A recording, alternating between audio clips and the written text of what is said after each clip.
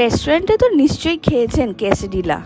আজকে ট্রাই করি বাড়িতে কিভাবে বানানো যায়।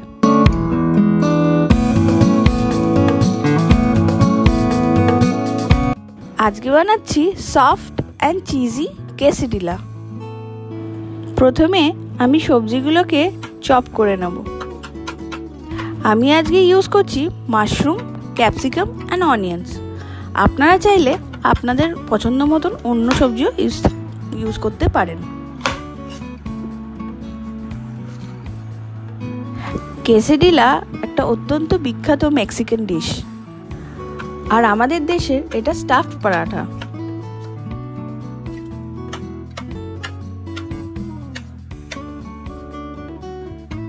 এটা আপনারা as a quick breakfast recipe or evening snacks হিসেবে বানাতে পারেন।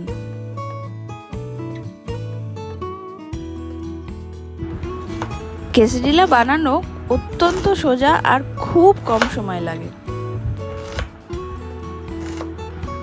এটা অনেক সময় আমি আমার ছেলেকে স্কুলের টিফিনেও বানিয়ে দিই।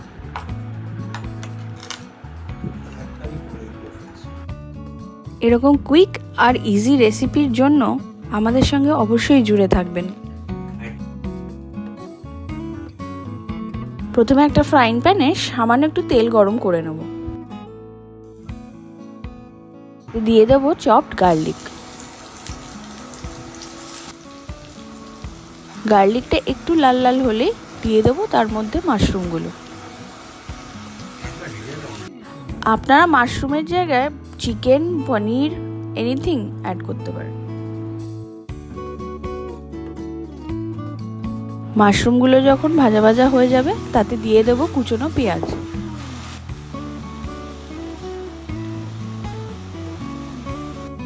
পেঁয়াজগুলো একটু ভেজে নিয়ে তাতে দিয়ে দেবো কুচনো ক্যাপসিকাম। পেঁয়াজগুলো কিন্তু লাল লাল করে ভাজতে হবে না। এটাকে সিজন করার জন্য দিয়ে দেবো স্বাদ মতো নুন, গোলমরিচ।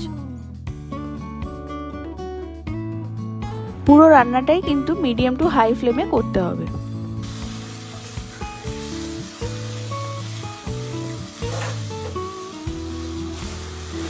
আর সাথে দিয়ে দেবো কেচাপ অ্যান্ড সোয়া সস।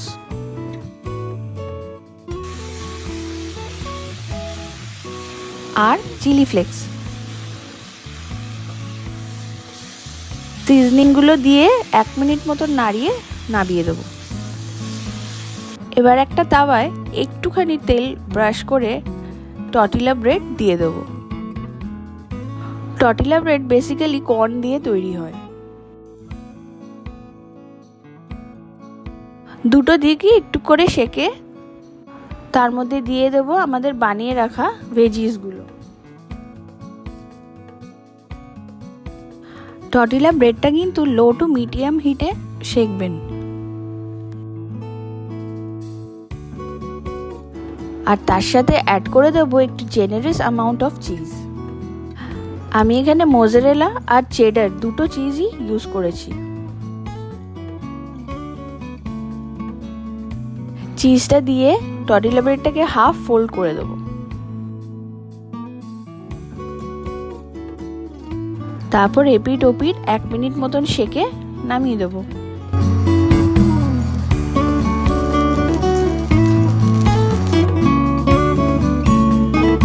ব্যাস তৈরি হয়ে গেল আপনাদের রেস্টুরেন্ট স্টাইল কেসেডিলা।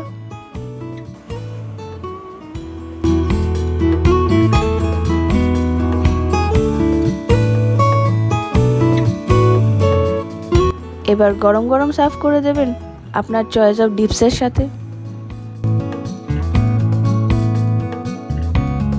এই রেসিপিটা যদি আপনাদের ভালো লেগে থাকে তাহলে লাইক, শেয়ার আর সাবস্ক্রাইব করতে ভুলবেন না।